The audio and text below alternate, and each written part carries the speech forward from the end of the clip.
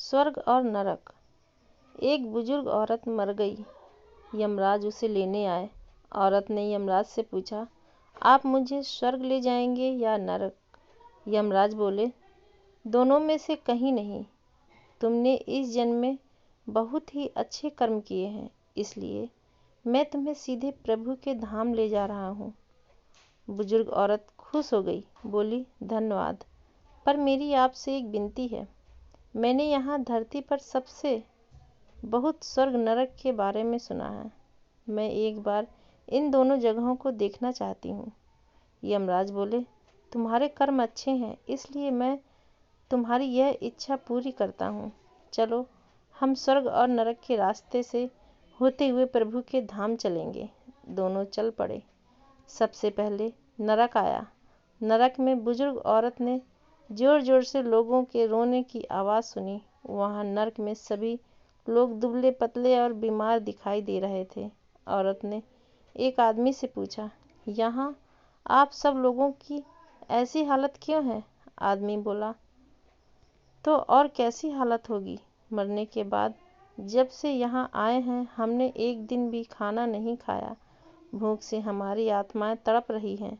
बुजुर्ग औरत की नज़र एक विशाल पतीले पर पड़ी, जो कि लोगों के कद से करीब 300 फुट ऊंचा होगा।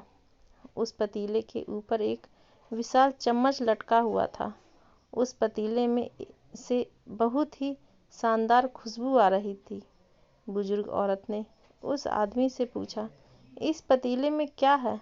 आदमी मायूस होकर बोला, यह पतीला बहुत ही स्वादिष्ट खीर से हर समय भरा रहता है। बुजुर्ग औरत ने हैरानी से पूछा, इसमें खीर है?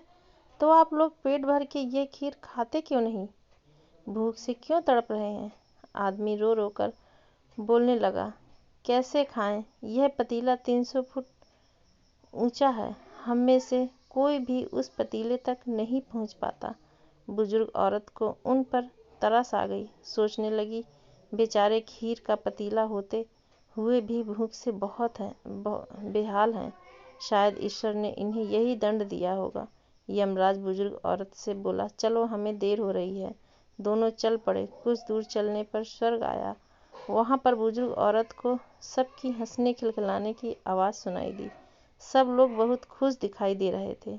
उनको खुश देखकर बुजुर्ग औरत भी बहुत खुश हो गई। पर वहाँ स्वर्ग में भी बुजुर्ग औरत की नज़र वैसे ही 300 फुट ऊंचे पतीले पर पड़ी, जैसा नरक में था। उसके ऊपर भी वैसा ही चम्मच लटका हुआ था। बुजुर्ग औरत ने वहाँ लोगों से पूछा, इस पतीले में क्या है? स्वर्ग के लोग बोले, इसमें बहुत टेस्टी खीर है। बुजुर्ग औरत हैरान हो गई। उनसे बोली, पर यह पतीला तो 300 फीट ऊंचा है। आप लोग तो इस तक पहुंच ही नहीं पाते, तो आप लोगों को खाना मिलता ही नहीं होगा। आप लोग भूख से बेहाल होंगे। पर मुझे तो आप सभी इतने खुश लग रहे हो, ऐसे कैसे? लोग बोले, हम तो सभी लोग इस पतीले में से पेट भर के खीर खाते हैं। औरत बोली, पर कैसे? पतीला तो बहुत ऊंचा है। लोग बोले, तो क्या हो गया? पतीला ऊंचा है तो यहाँ पर कितने सारे पेड़ हैं। ईश्वर ने यह पेड़ पौधे, नदी, झरने हम मनुष्य के उपयोग के लिए तो बनाए हैं। हमने इन पेड़ों की लकड़ी ली, उसको काटा, फिर लकड़ियों के टुकड़ों को जोर जोर से विशाल सीढ़ी का निर्माण किया। उस लकड़ी की सीढ़ी के सहारे हम पतीले तक पहुँचते हैं और सब मिलकर खीर का आनंद लेते हैं। बुजुर्ग औरत यमराज की तरफ देखने लगी। यमराज मुस्कुराए और बोले, ईश्वर ने स्वर्ग और नरक मनुष्य के हाथों में ही सौंप रखा है।